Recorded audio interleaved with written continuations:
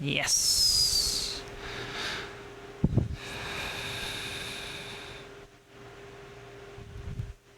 All right, welcome everyone. Hi, I'm Angelique. Welcome to the Posture Breakdown. So today we're going to work with surfer pose, also known as a side lunge. Surfer pose is actually a pose that also, well, if you look for it, you can also find it in Iyengar's book, but that's a different position. You can also find it in Ashtanga practices, I think the third series. Again, that's a different position than the one that we are doing today. But it might be that the Hindu god Skanda, because it's Skandasana in Sanskrit, that this is where it comes from. It's the same root. Yeah? So what is surfer pose good for? You may wonder. Well, it's a position that actually became quite famous because of Shiva Ray. So we use it a lot as a transition, but it can also be a great hip and hamstring opener while activating the core.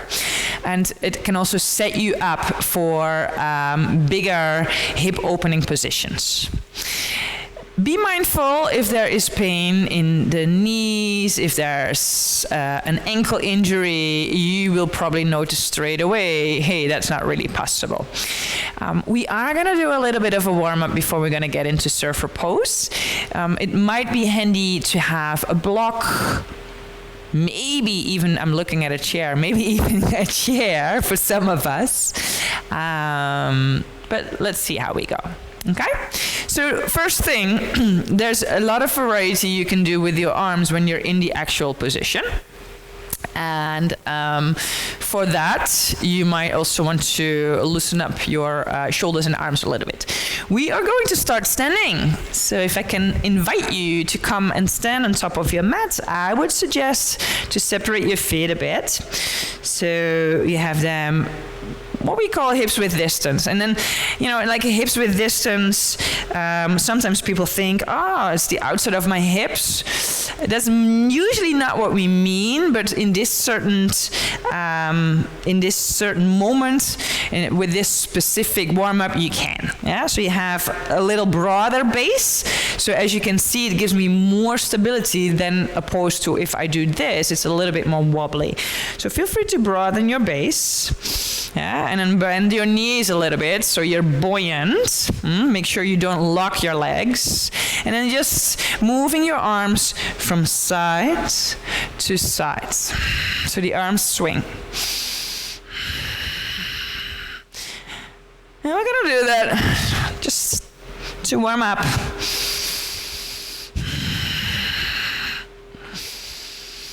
I like to close my eyes. Really feeling it, feeling what's happening inside. Allowing the arms to swing. Maybe with a little bit more momentum. I remember once I went to a meditation retreat in Thailand. And it was not the hard stuff. It was not Vipassana. It was Anapanasati.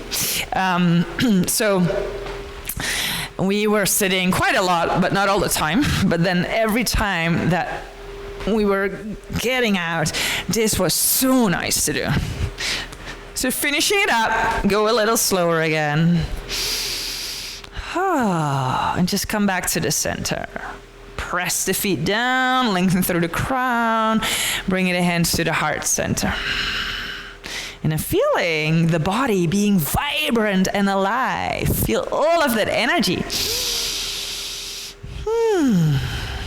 Okay, I'm just going to turn towards the side so it's a little easier for you to see. We're going to go to a forward fold. And then first of all, to get into it, you can reach your arms all the way up to the sky. Lengthen. And then fold from the hips on an exhalation. And as you see, I'm bending my knees, even though I don't have to. But I do, because it's just a bit nicer and protecting. So from here, I'm wiggling my hips from side to side. I call it a ragdoll forward fold. Hold on to opposite elbows. One leg straight, the other one bends, saying hello to the hamstrings, the calf muscles, because we're targeting them as well.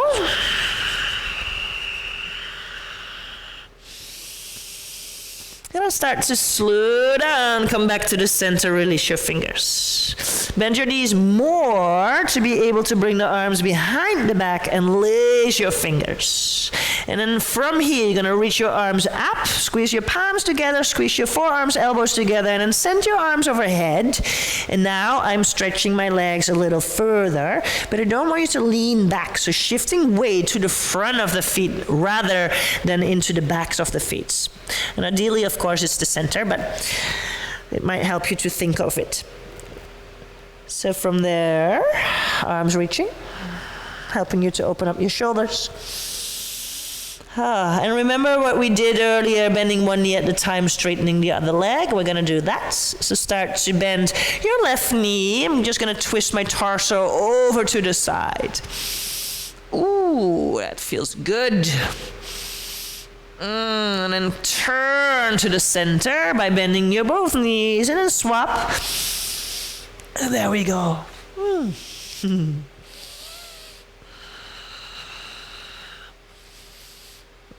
And then come back to the center. Release your arms down. And then from there, sending the weight into the fingers and feet, half lift.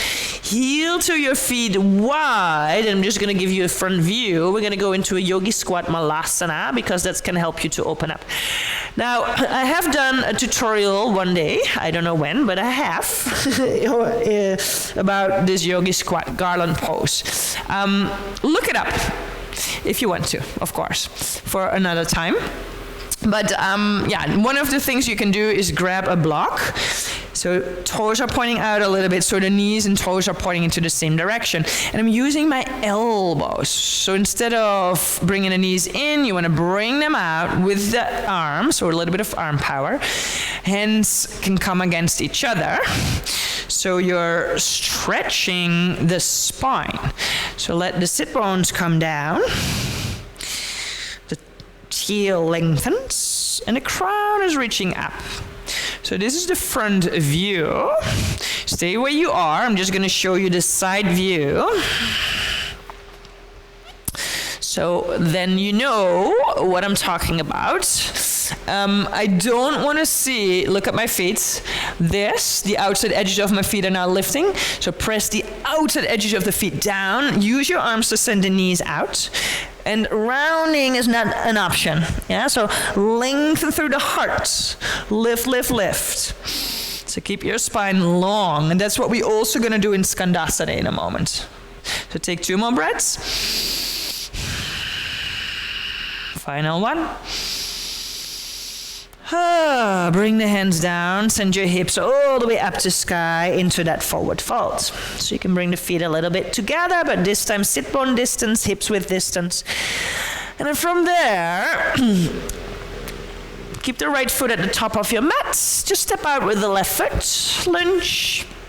And from your lunge position, turn the back foot flat, turn the toes of your front foot in, wide-legged forward fold.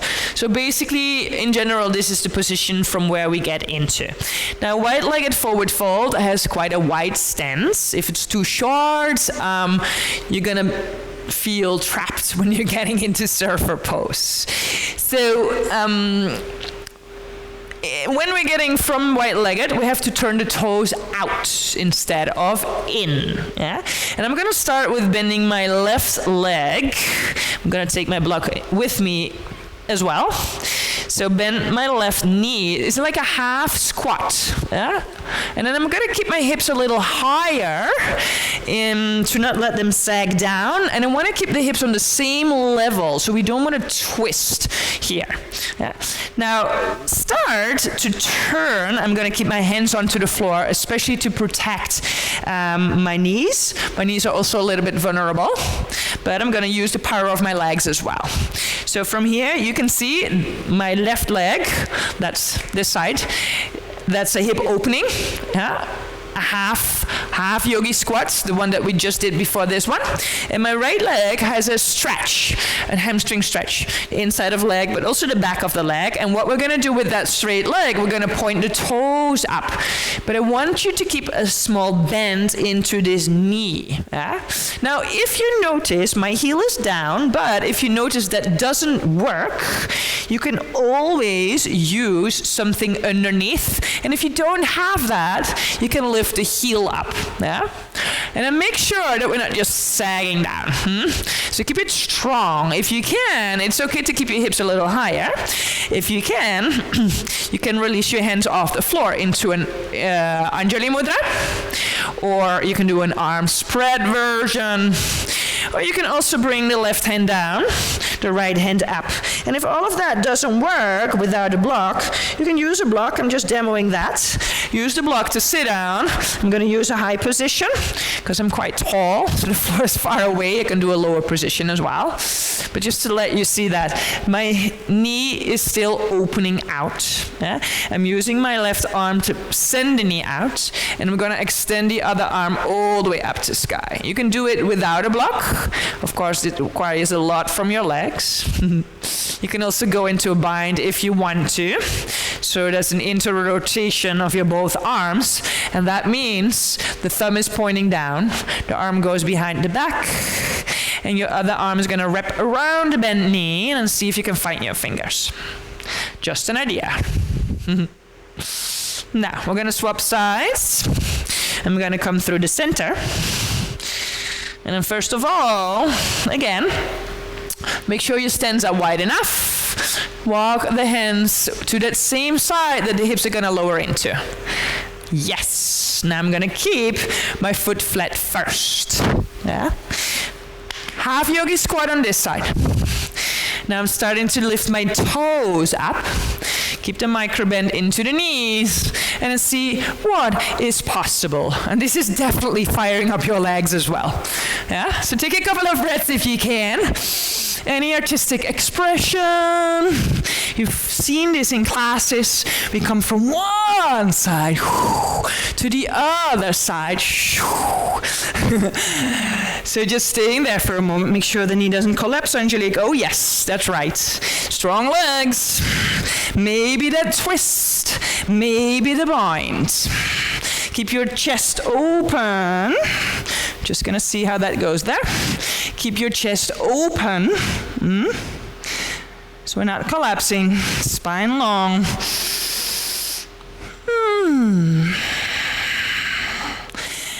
And then last breath here. And slowly coming out.